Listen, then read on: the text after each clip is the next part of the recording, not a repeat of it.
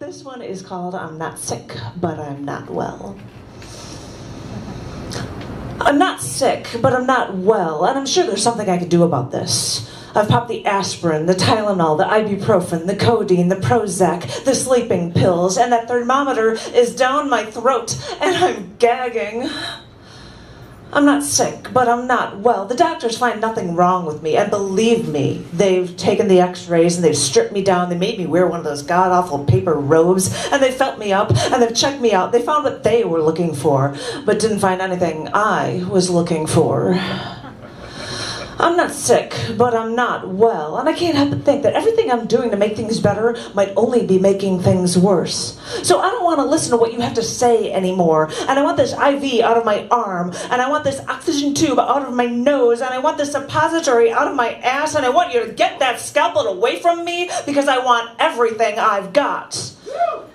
I'm not sick, but I'm not well, and they want me if they can keep me in line, and they want me if they can cut me open and take out my insides and suck out the fat and suck out the life and make me generic and make me dependent and make me unreal and make me not whole. And I've walked that line with all of you doctors, and I want all my parts back, and I want to be healthy. No, I'm not sick, and maybe I'm not well, but you're only making me worse. I don't have the answers, but neither do you. So instead of tearing me apart and dissecting me and studying the bones, let me just stay together for a while until I figure it all out.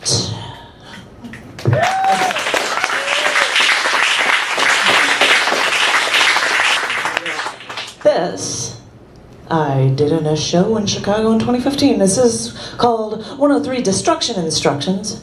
Run faster. I keep doing this to myself. I keep coming back. I beg for attention. I don't know how to stop because I don't know how to be alone. So I keep giving you one more chance to make it perfect, one more chance to rescue the damsel. But I'm not a damsel, and I'm not being rescued. And I don't know which one of us lit the match that set this relationship on fire. I don't know which one of us turned the wheel of this semi and set the wheels in motion that started this 50-car pileup that caused this fantastic car crash. I don't know.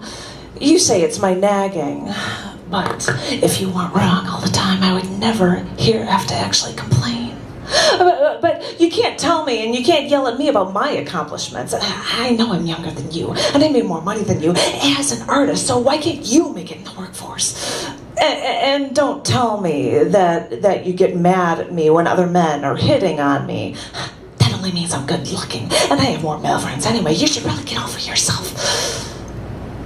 I've always said, we're perfect for each other. I don't know why you don't get that. And you keep bringing up all these bad points, and why do you keep saying that I'm twisting the knife in your back?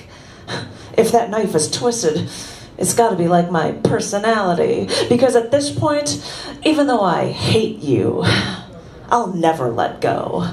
So you'll just have to run faster.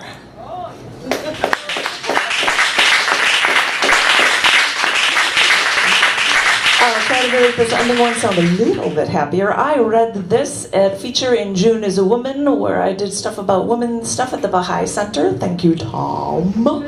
Yay! And I think this was the last one I did in that, and this is called Oh, She Was a Woman. She was a woman who thought too much. She was a woman who accomplished everything she set out to. She was a woman who wore a crown of thorns. She was a woman who was punished for things she had not done.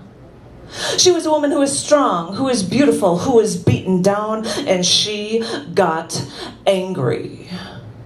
She was a woman who would walk into a coworker's office, stand on the desk, and do the twist, just to relieve corporate boredom. She was a woman who worked 18-hour days because she was a woman whose brain was always on. She was a woman who fought for her rights, and she was a woman who should not have been born. She was a woman who wrote poetry. She was a woman who believed in nothing but herself. And trust me, she deserved more. She was a woman who would jump on hotel beds every time she traveled and booked a room because it was hers, because she could. She was a woman who belched out loud, she laughed too hard, she swore too much, and she grew up too fast.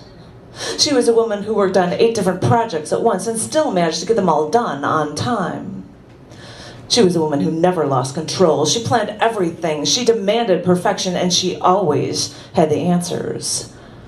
She was a woman who raised the sound of her voice when she was asking for something.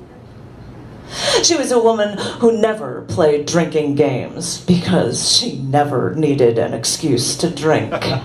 Because she could drink most men under the table. She loved dirty jokes, and she seldom crossed her legs. She was a woman who wanted to feel alive. She was a woman who would not eat something she could not kill. She wrote letters to the editor, and then when that was enough, she became an editor because she liked making waves. Because she was a woman who knew all too well that you only had one life to live. Don't do something because it's expected of you. Do it because you are a woman who knows what's right. That golden ring is almost in your grasp. You've got the brains, and believe it or not, you've got the brawn, so don't let anything stand in your way. Thank you.